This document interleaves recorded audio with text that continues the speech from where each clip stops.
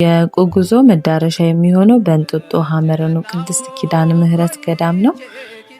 እንግዲህ ይህንን ገዳም ሁላችንም አብዛኞቻችን በሚባል ሁኔታ እናውቀዋለን። ነገር ግን እኔ ዛሬ ወደዚህ ቦታ ልወስዳችሁ የፈለኩት ከማወቅ በዘለለ ጥንተ ታሪኩ ምን ይመስል ነበር የሚለውን እንድናይ ስለፈለኩኝ ነው። እና እንግዲህ ዛሬ በእንቆ ጉዟችን ላይ የምናየው የቀድሞዋን አሽከላ ገዳም ያሁኗን ደግሞ እንጦጦ ሐመረኖ ቅድስት ኪዳነ ምህረት ገዳም የምንመለከተው። እንግዲህ በቀድሞ ስሟ አሽከላ ገዳም ተብላ ስትጠራ የነበረበት ምክንያት በዙሪያዋ በጣም ብዙ ወንዞች ስለነበሩ በወንዞቹ ምክንያት የተሰጣት ስም እንደነበር ነው የሚያስረዳው ታሪክ ላይ። እንግዲህ መነሻው የሚሆነው በቀድሞ ሸዋ ክፍለ ሀገር በቡልጋ አውራጃ በሚባለው አካባቢ ላይ ወጣቶች፣ ህፃናት፣ ቀሳውስት በሙሉ የጥምቀት በዓልን በሚያከብሩበት ሰዓት ቅዳሴ እስከሚደርስ ብለው ካህናቱም ከምዕመናኑ ጋራ ጨዋታ ይዘው ይቆያሉ። ያ ጨዋታ ይደምቅና የቅዳሴ ሰዓቱን ዘንግተውት ያልፋል ማለት ነው። በዚህም ሰዓት እንግዲህ አንድ ቅዱስ መናኝ ባህታዊ ይገለጽላቸውና እግዚአብሔር እንዳሳዘኑት ቅዳሴውን እንዳስተጓጎሉ፣ ነገር ግን በእግዚአብሔር ትእዛዝ እንደተፈጸመ ይነግሯቸዋል ማለት ነው። እና እነሱም ደግሞ እግዚአብሔር ማስቀየማችንን ይቅርታ እንዲያደርግልን ምን እናድርግ ብለው ለቅዱሱ ባህታዊ ይጠይቁታል ማለት ነው። ከዛ ሲጠይቁት ምንድነው ያላቸው? ወደ ኢየሩሳሌም በመሄድ የጌታን መካነ መቃብር በመሳለም ይቅርታ ያደርግላቸዋል ብሎ ያዛቸዋል። እነሱም ያለምንም ማመንታት ካህናቱም ምዕመናኑም የቅድስት ኪዳነ ምህረት ታቦትንና የመድኃኔዓለምን ታቦት በመያዝ ወደ ኢየሩሳሌም ጉዞ ይጀምራሉ ማለት ነው። ከዛ በኋላ ምንድነው የሆነው? ወደ ኢየሩሳሌም ጉዞአቸውን ይጀምራሉ። እንግዲህ አሁን ባለንባት ገዳም ላይ ሲሄዱ ይደርሳሉ ማለት ነው። ልክ በዚህ ቦታ ላይ ሲደርሱ እናታችን እመቤታችን ቅድስት ኪዳነ ምህረት ተገልጻላቸው የቅድስት ኪዳነ ምህረትን ታቦት እዚህ ቦታ ላይ አስቀምጠውት እንዲሄዱና ወደፊት ብዙ ተአምራት እንደሚደረግበት ትነግራቸዋለች። ከዛም በኋላ እነሱም በሾላ ዛፍ ግንድ ላይ ቆርቁረው ቀብረው ይሄዳሉ ማለት ነው። ከዛ በኋላ እንግዲህ የነዚህ ተጓዦች አባቶች ምዕመናን ማለት ነው መዳረሻቸው ዋልድባ ይሆናል። እና ዋልድባ ልክ እንደደረሱ ጌታችን ኢየሱስ ክርስቶስ ይገለጽላቸውና ጌታ ኢየሱስ ክርስቶስን እዚህ ብታገኙት ኢየሩሳሌም ትሄዳላችሁ ብሎ ይጠይቃቸዋል።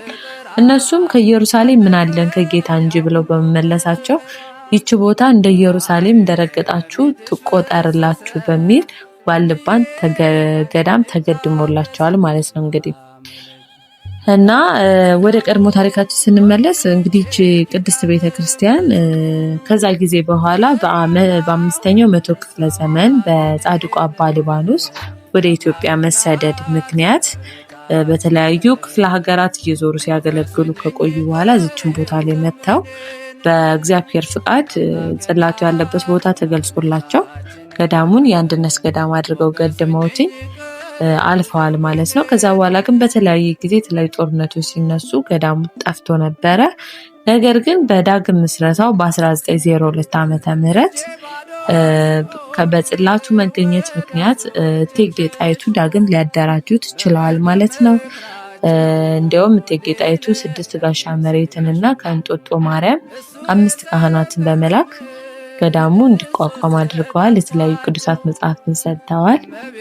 በተጨማሪም አልባሳቶቻቸውን ሰጥተዋል ማለት ነው። ከዛም በመቀጠል ደግሞ ነገስተ ነገስታት ዘውዲቱ ለቤተ ክርስቲያኑ ጉልህ የሆነ አስተዋጽኦ እሳቸውም አድርገዋል። ቅጽሯን በማስከበር ስሟንም ሐመረኖ ብለው በማውጣት ሐመረኖ ቅድስት ኪዳነ ምህረት ገዳም ተብሎ የሰየሟት እሳቸው ናቸው ማለት ነው። ከዛ በኋላ በግሪክ አርክቴክት የግሪክ ባለሙያ የሆነ አርክቴክት ቀጥረው ዲዛይኑ እንዲሰራ ነገር ግን ኢትዮጵያኖችን ተሳትፈው የተሰራው ማለት ነው። እና የመስቀል ቅርጽ ነው እንደምታዩትኝ የመስቀል ቅርጽ ዲዛይን ያለው። ከዛ በኋላ ግን የሚገርማችሁ ነገር ማለት ነው አሁን የምትመለከቱት በረንዳ ምናምን አልነበረም የነበረው ልክ እንደምትመለከቱት ወጥ በድንጋይ የተሰራ ላይ ድረስ 4 ማዕዘን መስቀለኛ ቅርጽ ያለው ቤተክርስቲያን ነበረ። ከዛ በኋላ ግን ለአገልግሎት እንትን ሲባል ለፀሐይ ብርሃንና ለመጠለያነት የማያገለግል ስለነበረ እንዲሁም ዝናብ ሲዘንብም ለዝናብ የተጋለጠ ስለነበር ይህንን ለማሻሻል ተብሎ ከፈረንሳይ ሀገር ቆርቆሮ ለጣራው እንዲሁም ደግሞ ለበረንዳው ደግሞ እንጨት እነዚህ የምንመለከታቸውን እንጨቶች ከመናገሻ መጥተው ነው የተሰራው ማለት ነው። እንዲሁም ደግሞ የህንፃው ድንጋይ የተገነባበት ድንጋይ ደግሞ ከሆለታ በእንስሳት ተጭኖ እየመጣ የተሰራበት ነበር ማለት ነው።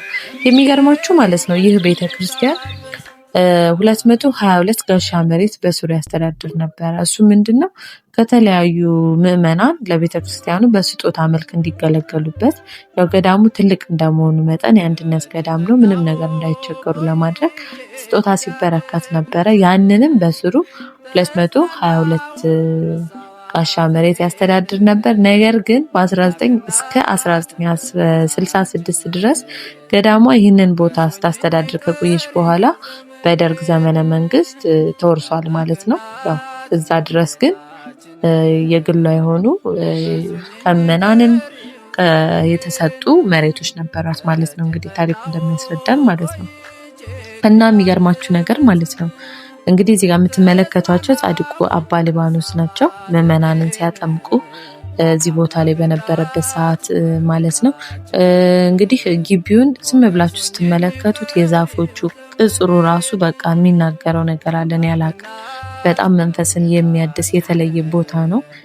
የጸሎት ቦታ ነው። በጣም ደስ የሚል እጅግ ሰላም እንዲሰማቸው የሚያደርግ ቦታ ነው እና ያው ታሪኩ በጣም ከብዙ እንግዲህ እንዳልኳችሁ በ5ኛው ክፍለ ዘመን የተመሰረተ ነውና በአጭር ደቂቃ ይሄንን ማቅረብ በጣም ከባድ ነው የሚሆነው። ነገር ግን እንዲሁ ዝም ብዬ ሐሳቡን እንዳጠራ አድርጌ ለማቅረብ ያለው እንጂ በጣም ሰፊ ሰዓት ተወስዶ ሊቀርብ የሚችል አይነት ነገር ነው እና በተጨማሪ ደግሞ እንግዲህ እዚህ ቦታ ላይ ታዋቂው ኃይሌ ገብረስላሴ ሙዚየም አለ። በሙዚየም ውስጥ የተለያዩ ቅርጾች አሉ። ከነገስታት የተበረከቱ ከአትሌቶች በተለያየ ሙያ ዘርፍ ላይ የነበሩ ሰዎች ያበረከቷቸው ስጦታዎች አሉ።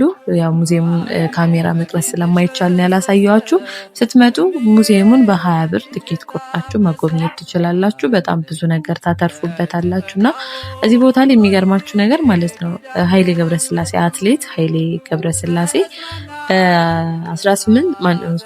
በ1988 ዓመተ ምህረት እና 1992 ዓመተ ምህረት ያሸነፈበትን የኦሎምፒክ ውድድር ሜዳሊያውን እዚህ ቦታ ላይ ነው በስጦታ መልክ ያበረከተው ማለት ነው።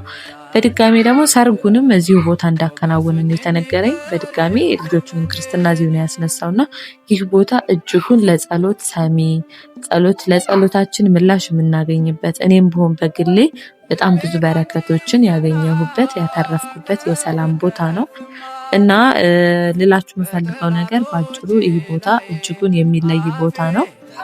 ሁላችሁም መታችሁ ከዚህ ቦታ ረድኤት በረከት ተካፈሉ። እንዲሁም ደግሞ ወደዚህ ቦታ መምጣት የምትፈልጉ ሰዎች ከማንኛውም ቦታ ተነስታችሁ ወደ ሽሮ ሜዳ ታክሲ በመያዝ ከሽሮ ሜዳ እንጦጦ ኪዳነ ምህረት ብላችሁ አንድ ታክሲ መያዝ ትችላላችሁ። አንዳንድ ሰዎች ከእንጦጦ ማርያም ጋር ስለሚምታታባችሁ ነው ማለት ነው። እንግዲህ አንድ ታክሲ በመያዝ ግቢው ድረስ ታክሲ ይገባል። ምንም አይነት መጉላላት የለውም።